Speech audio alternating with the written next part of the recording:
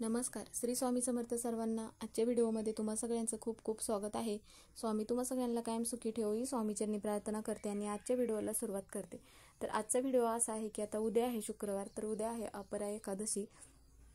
आईने आपल्या मुलांसाठी मुलांच्या अभ्यासात प्रगती व्हावी, नोकरीत यश मिळावे, मुलांची सतत काय ना काय अडथळे येत असतील मुलांना किंवा अडचणी येत असतील किंवा मुलांचे विवाह जुळून येत नसतील, तर मग आई आपल्या मुलांसाठी काय ना काय सेवा ही करतच असते देवांकडे, की आपल्या मुलांचं चांगलं व्हावं, मुलांची प्रगती व्हावी, मुलांना नोकरीमध्ये यश मिळावं किंवा मुलाचं अभ्यासात लक्ष लागत नसेल तर त्यावेळेस आई काही ना काही वेगळ्या किंवा अजून काही ना काही माहिती करून घेऊन सेवा ही करतच असते. त्यापैकीच आजच्या दिवशी मग आपण एकादशीच्या दिवशी आईने मुलांसाठी एक दिवा लावायचा आहे. तर मुलांना काही विघ्न येत असतील तर ते विघ्न पण दूर होतात आणि अभ्यासात प्रगती होत नसेल तर अभ्यासात पण प्रगती होते, नोकरीमध्ये यश मिळते. त्याबद्दलचीच माहिती आपण आजच्या व्हिडिओमध्ये घेणार आहोत. तर व्हिडिओ शेवटपर्यंत नक्की बघा. व्हिडिओ आवडला तर व्हिडिओला लाईक करा, चॅनलवर नवीन असाल तर चॅनलला सबस्क्राईब करा. आता प्रत्येक महिन्यामध्ये तर एकादशी येतच असते, तर आता कोणत्या ना कोणत्या एकादशीचं महत्त्व हे सगळ्यांना माहितीच आहे. आता एकादशीच्या दिवशी लक्ष्मी आणि भगवान विष्णू यांची पूजा केली जाते. भगवान विष्णूंना आणि माता लक्ष्मीला तुपाचा दिवा लावला जातो आणि आपण माता लक्ष्मी आणि भगवान विष्णूंची जर एकत्र पूजा केली तर मग आपल्या जीवनामधील जे पण काय अडथळे आहेत तर ते अडथळे दूर होतात आणि आपल्या आयुष्याचं सोनं होतं आणि मग आपल्या जीवनाची प्रगती होते. तर त्याचप्रमाणे आपण भगवान विष्णूंना ज्या वस्तू प्रिय आहेत त्या वस्तू तर आजच्या दिवशी अर्पण करतच असतो. त्याचप्रमाणे आपण तुळशी मातेची पण आपण सेवा करत असतो. आता तुळस जे आहे तर आपल्या जगाचे जे स्वामी आहेत श्रीहरी विष्णू यांना तुळस सगळ्यात जास्त प्रिय आहे हे सगळ्यांना माहितीच आहे. तर एकादशीच्या दिवशी भगवान विष्णूंना तुळशीची पानं अर्पण करण्याबरोबरच तुळशी माताची पूजा करणे ही सगळ्यात जास्त महत्त्वाचे मानले जाते. आता तुळशी मातेची पूजा करणे म्हणजे काय करणे, तर आपण तुळशी मातेला आजच्या दिवशी म्हणजेच की एकादशीच्या दिवशी जल अर्पण करत नाही, कारण की तुळशी मातेचा उपवास असतो. म्हणून मग आपण तुळशी मातेचं जर पान घ्यायचं असेल तर खाली पडलेलं पान घ्यायचं आहे किंवा आदल्या दिवशी तुम्ही ते पान तोडून ठेवू शकता. आणि मग आजच्या दिवशी संध्याकाळी तुळशी मातेला तुपाचा दिवा लावायचा आहे आणि मग ओम नमो भगवते वासुदेवाय नमः असा मंत्र म्हणून 11 प्रदक्षिणा घालायची आहेत.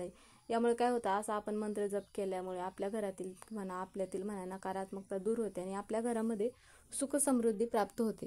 आता अपरा एकादशीचं महत्त्व, तर ही जी एकादशी आली आहे तर ह्या एकादशीला अनेक शुभयोग तयार होत आहेत. तर मग आजचा जो शुक्रवार असल्यामुळे भगवान विष्णू आणि माता लक्ष्मीची आपण एकत्र पूजा केल्यामुळे आपल्यावरती प्रसन्न होतात आणि मग आपल्याला दुहेरी लाभ मिळत असतो दोन्हीची पूजा एकत्र केल्यामुळे. आणि मग पूजा केल्यामुळे म्हणा किंवा दान केल्यामुळे आपल्या घरामध्ये सुख समृद्धी नांदते, आपल्याला पापांपासून मुक्तता मिळते. म्हणून मग सकाळी लवकर उठल्यानंतर काय करायचं आहे, स्नान केल्यानंतर सूर्यदेवाला जल अर्पण करायचं आहे. जल अर्पण करून झाल्यानंतर आपल्याकडे भगवान विष्णूंची मूर्ती असेल तर ताम्हण्यात घ्यायचं आहे आणि भगवान विष्णूंना अभिषेक घालायचा आहे. त्यानंतर मग जे अभिषेक घातलेलं पाणी आहे तर ते तीर्थ म्हणून घरातील सगळ्या व्यक्तींनी प्यायचं आहे. आणि नंतर काय करायचं आहे, आता भगवान विष्णूंना ज्या वस्तू प्रिय आहेत त्या तर आपण अर्पण केल्याच आहेत. म्हणजेच की पिवळ्या रंगाची फुलं म्हणा किंवा पिवळ्या रंगाचं फळ म्हणा, कारण की एकादशीच्या दिवशी देवांना आपण जे पण काही नैवेद्य अर्पण करतो तर ते उपवासाचंच नैवेद्य आपण अर्पण करत असतो. आणि नंतर काय करायचं आहे, आता आईने आपल्या मुलांसाठी जो दिवा लावायचा आहे तर तो दिवा कुठे लावायचा आहे, तर तो दिवा आपल्याला भगवान विष्णूंपुढं पण लावू शकता तुम्ही किंवा तुळशी मातेपुढं पण तुम्ही हा दिवा लावू शकता. आता हा दिवा सकाळीच लावायचा आहे. आता जर तुम्हाला सकाळी लावणं शक्य झालं नसेल तर तुम्ही संध्याकाळी लावलात तरीही चालेल.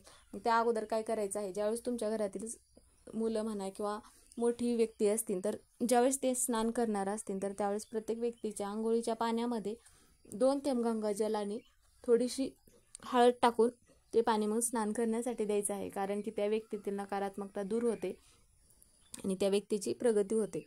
आणि नंतर मग काय करायचं आहे, आंघोळ वगैरे झाल्यानंतर आपण ज्यावेळेस हा दिवा प्रज्वलित करणार आहे तर त्यावेळेस अगोदर काय करायचं आहे, घरामध्ये सगळीकडे आपल्याला पाणी शिंपडायचं आहे. पाण्यामध्ये थोडंसं गंगाजल टाकू शकता किंवा तुम्ही गोमूत्र टाकून पण ते पाणी शिंपडलात तरीही चालेल.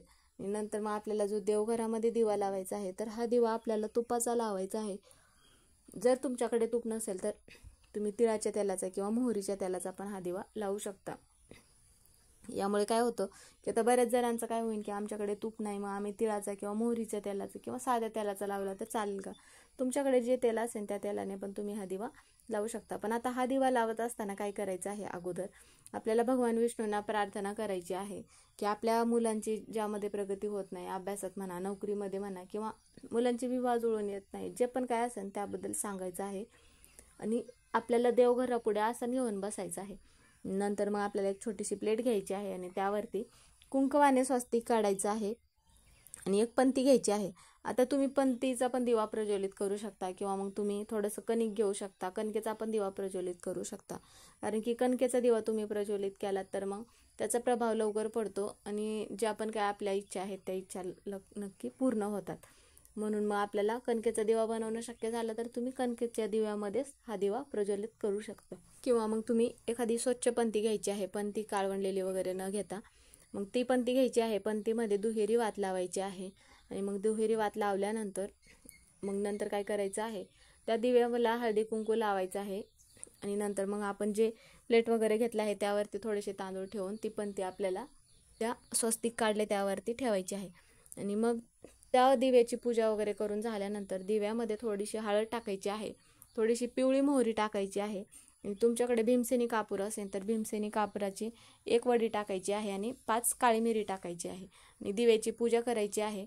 आणि तुम्ही मग विष्णू सहस्त्रनाम म्हणू शकता किंवा मग जर तुम्हाला विष्णू सहस्त्रनाम म्हणणं शक्य होत नसेल तर मग ओम नमो भगवते वासुदेवाय नमः हा मंत्र म्हटलात तरीही चालेल. आता जर तुम्हाला कोणताच मंत्र म्हणणं शक्य होत नसेल किंवा माहिती नसेल तर त्यावेळेस तुम्ही मोबाईलवरती पण लावलात तरी पण हरकत नाही. म्हणजेच की विष्णू सहस्त्रनाम म्हणून हा मंत्र पण लावू शकता. आणि नंतर काय करायचं आहे की आपली जी पण काही इच्छा आहे ती इच्छा भगवान विष्णूंना सांगायची आहे. मुलांबद्दल असेल, काहीही असेल त्याबद्दल. आणि तो दिवा जो आहे तर तो दिवा आपल्याला त्या दिव्यामध्ये एवढं तेल टाकायचं आहे की तो दिवा 1 तास किंवा 2 तास राहिला पाहिजे एवढं. आता हा दिवा तुम्हाला देवघरामध्ये लावणं शक्य होत नसेल तर तुम्ही मग जिथे तुमच्याकडे तुळशी वृंदावन आहे तिथे पण तुम्ही हा दिवा लावू शकता. पण तुळशी मातेला दिवा लावल्यानंतर काय करायचं आहे की तुळशी मातेला प्रदक्षिणा घालायच्या आहेत. आता ह्या प्रदक्षिणा 11 प्रदक्षिणा घालायच्या आहेत. प्रदक्षिणा घालत असताना ओम नमो भगवते वासुदेवाय नमः असा मंत्र म्हणत आपल्याला प्रदक्षिणा घालायच्या आहेत. आणि तो दिवा जर थोड्या वेळाने जर विझला तर मनात कोणतेही वाईट विचार न आणता तो दिवा परत प्रज्वलित करायचा आहे. आणि दुसऱ्या दिवशी मग काय करायचं आहे, त्या दिव्यामध्ये आपण ज्या पण काही वस्तू टाकल्या आहेत तर त्या वस्तू मग आपल्याला एखाद्या जिथे आपण पूजेचं वगैरे सामान वगैरे असतं तर तिथे आपण टाकत असेल तर तिथे आपल्याला त्या वस्तू टाकायच्या आहेत. आणि पंती जी आहे तर ती पंती आपण घरामध्ये वापरायला घेऊ शकतो. तर मग अशा पद्धतीने जर आईने आपल्या मुलांसाठी हा दिवा प्रज्वलित केला तर मुलांचे जे पण काही विघ्न आहेत तर मुलांचे ते विघ्न दूर होतात आणि मग मुलांची अभ्यासात प्रगती होते, नोकरीमध्ये यश मिळतं. मुलामुलींचे विवाह जुळून येत नसतील तर मुलामुलींचे विवाह जुळून येण्यास मदत होते. तर मग हा जो उपाय आहे तर हा उपाय करत असताना महिलांना मासिक धर्म असेल तर हा उपाय करू नका. पुढील महिन्यात जी एकादशी येईल त्यावेळेस तुम्ही हा उपाय आवर्जून करू शकता. तर आजचा व्हिडिओ हा इथेच संपला. व्हिडिओ कसा वाटला कमेंट करून नक्की सांगा. कमेंटमध्ये ओम नमो भगवते वासुदेवाय नमः हे लिहायला विसरू नका. व्हिडिओ पूर्ण बघितल्याबद्दल धन्यवाद.